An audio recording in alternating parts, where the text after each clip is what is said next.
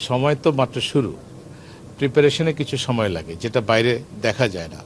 দেখেন ওই যে চায়নায় একটা ব্যাম্বো ট্রি আছে, এটা যখন মাটির নিচে থাকে অনেক লম্বা সময় মাটির নিচে থাকে, এরপর যখন এটা উপরে উঠে তখন খুব দ্রুত বড় হয়ে যায়। আপনার যে প্রিপারেশনের জন্য যে সময়টা দরকার সেটা তো আপনাদেরকে দিতে হবে।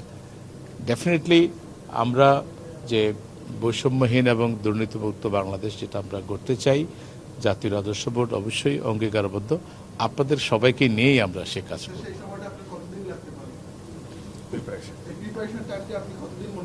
এটা বলা মুশকিল, এটা বলা মুশকিল। আমরা আসলে জিনিসগুলো আপনারা যদি খেয়াল করেন, আমরা যদি জিনিসগুলো ধীরে ধীরে ঠিক করছি, রাইট ম্যানকে রাইট পজিশনে নেওয়া, কাজগুলো শুরু করা, এইগুলো কিন্তু তারপরে যেটা বললেন যে তথ্য উপাত্ত জোগাড় করা, এই কাজগুলো আমরা করছি।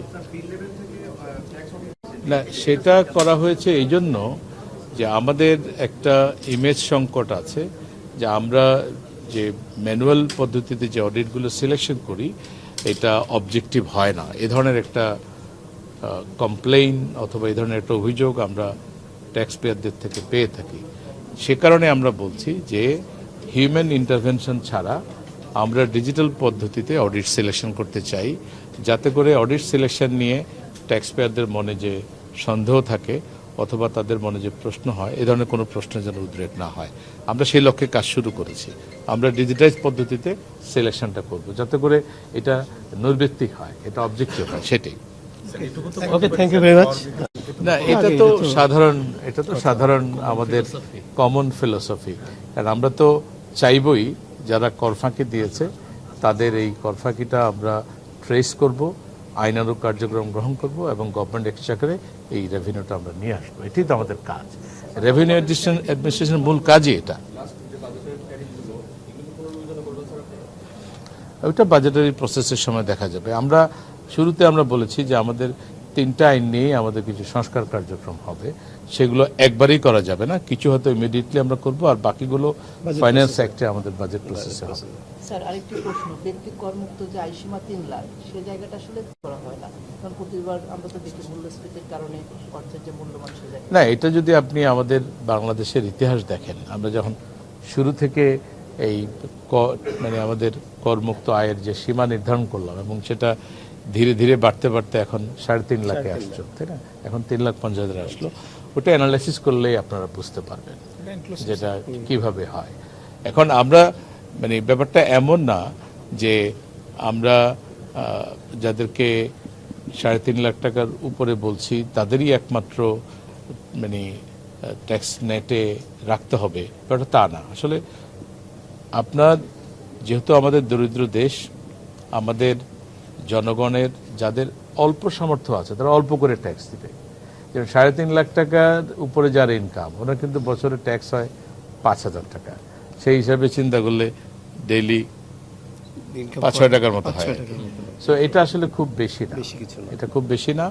এবং সবাইকে জাতি গঠনের কাজে সম্পৃক্ত হওয়ার জন্য এগুলো প্রয়োজন আছে। আর আপনি যদি সিলিংটা উপরে উঠিয়ে নেন তাহলে একটা বড় করদাতা গ্রুপ ট্যাক্স নেটের বাইরে চলে যায়।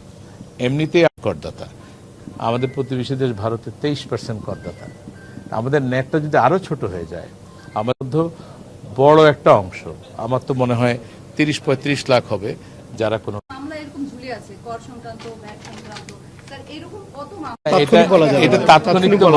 এটা তো তাৎক্ষণিক বলা যাবে না। তবে মামলার জট কমানোর জন্য সরকার খুবই আন্তরিক। আমাদের ইভেন হাইকোর্টেও আলাদা করে রেভিনিউর জন্য বেঞ্চ হয়েছে। আমরা অল্টারনেট ডিসপিউট রেজলিউশন সেটা আমরা ভ্যাটে এবং ইনকাম ট্যাক্সে 2 জায়গায় চালু রেখেছি, তারাও বেশ ভালো কাজ করছে।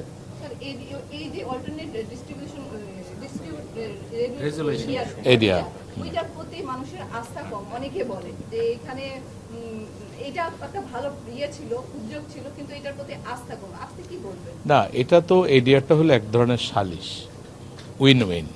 এটা যদি ট্যাক্স পেয়ার এবং ট্যাক্স অথরিটি উভয় একমত না হয় তাহলে ওনাদের তেমন কিছু করার থাকে, এই জন্যই অনেকে যেতে চায় না। কারণ আমাদের মধ্যে একটা ভাব আছে যে আমারটাই লাগবে, আমি অন্যদেরটা শুনবো না। সেটা ট্যাক্স অথরিটিরও আছে, সে কিছু ছাড়তে চায় না, আবার ট্যাক্স পেয়ারও আছে, সবটাই জিততে চায়।